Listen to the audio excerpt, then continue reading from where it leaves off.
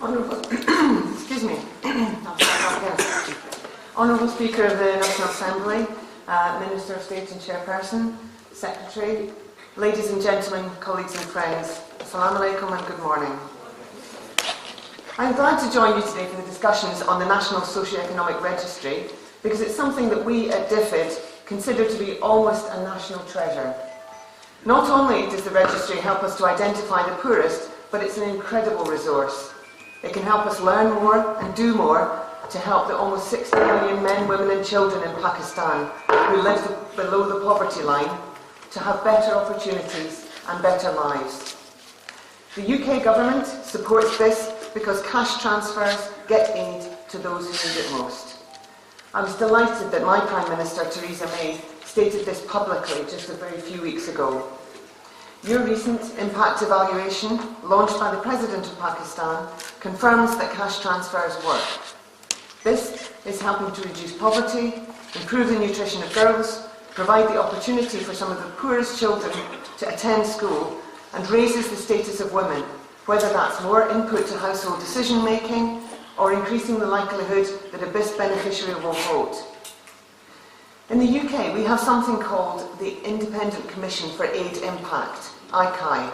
It's a watchdog that makes sure our aid money is achieving results in the most effective and efficient way. It also recently acknowledged the positive contribution that BISP makes to the poor in Pakistan. In its report published last month, ICAI said that BISP's use of a poverty scorecard to select beneficiaries is a step change for Pakistan. That's something to be very proud of. When the registry data, what I call the brain, is linked to the biometric verification payment system that you're currently rolling out, you will have a central nervous system of sorts that will be one of the most robust and secure systems in the world. This system will be a resource beyond BISP, including for provincial social protection programmes and those making policy or delivering programmes for the poor. That's why I think the National Socio-Economic Registry is close to a national treasure. I know that you recognise the importance of the registry too, and I'd like you to encourage you to think of three things in your discussion today. Firstly, a dedicated team. I don't need to tell you that updating the registry is a huge task. To make the most of the survey work, it should be monitored and supported by good communications. We want the updated registry to include the most marginalised, those people who are so vulnerable that they're almost invisible. We want to make this hard-to-reach population seen. We don't want to leave them behind. Secondly, data quality. You know how critical data quality is and how important this brain is to your central nervous system. You have the very challenging task of completing the update when you said you would, and with high-quality data. Without quality data, the whole system will fail. Thirdly, accessible data.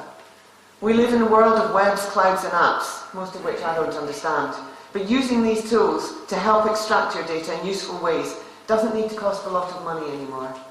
I encourage you to think in innovative ways about reaching end users with useful information, whether that's someone in government of Balochistan wanting to deliver nutrition services or a poor woman in Tata with a mobile phone. There are some exciting possibilities. So updating the National Socio-Economic Registry and rolling out a biometric verification payment system will make BISP a world leader, and the UK is very proud to be associated with you. These are big, bold reforms, and it's what this government is talking about when it says it wants growth to be inclusive. There are millions of Pakistanis counting on your good work today, people who want to be and should be included in Pakistan's future.